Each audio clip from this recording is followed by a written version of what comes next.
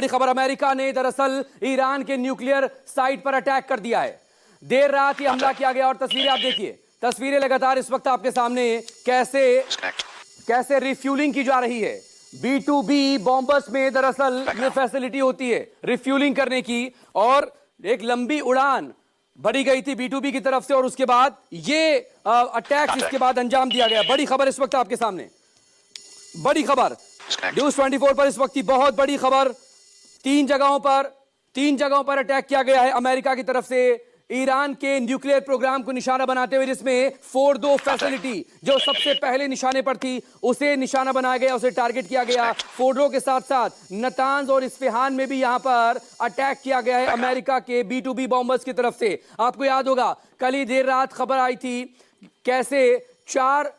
B2B bombers ने उड़ान भरी थी, और इसके बाद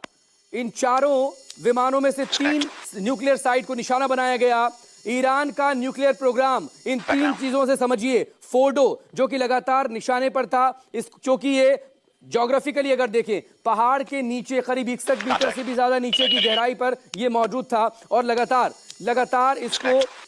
टारगेट करने की कोशिश की जा रही थी। और बाकायदा डोनाल्ड जे ट्रंप ने, यानी कि अमेरिकी राष्ट्रपति डोनाल्ड ट्रंप ने एक बार फिर से ये यहां पर अपने सोशल मीडिया अकाउंट पर लिखा है फोर्डो इज गोन।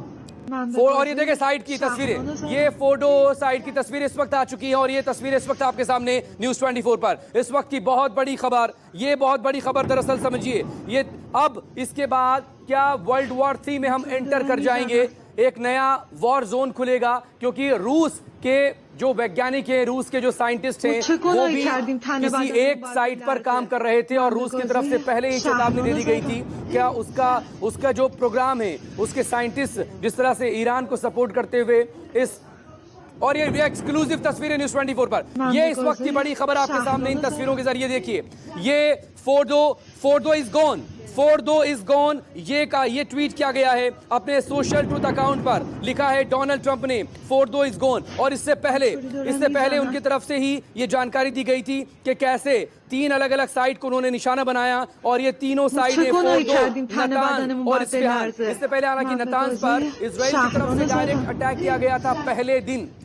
13 जून को सुबह नतांज पर भी अटैक किया गया था, लगातार अलग अलग साइट पर अटैक किया गया था। बड़ी खबर इस वक्त आपके सामने देखें, ये समझिए जरा, ये समझिए, दो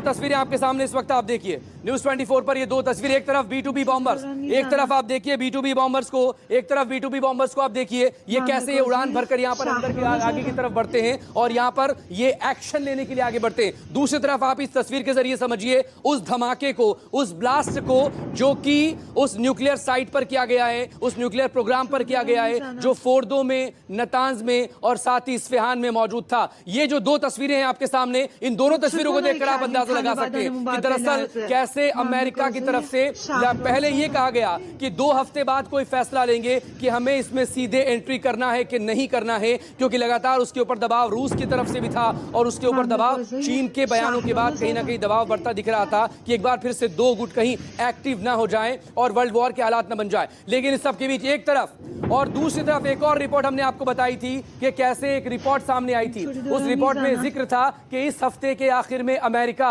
अटैक कर सकता है। और देखें शनिवार की देर रात, या फिर कहें कि रविवार की तड़के सुबह, ये जो शनिवार और रविवार की दरमियानी रात थी, इसी को लेकर ये टारगेट किया गया। बड़ी खबर, फोर्डो न्यूक्लियर फैसिलिटी की ये तस्वीरें आपके सामने लगातार न्यूज 24 पर आप देखिए। देर रात ईरान की फोर्डो न्यूक्लियर साइट पर अटैक किया गया, और इसके बाद सवाल दरअसल इसी को लेकर उठ रहा है। ये देखिए एक बार फिर से वो ट्वीट आ चुका है, वो सोशल ट्वीट, क्या लिखा था अमेरिकी राष्ट्रपति डोनाल्ड ट्रंप ने,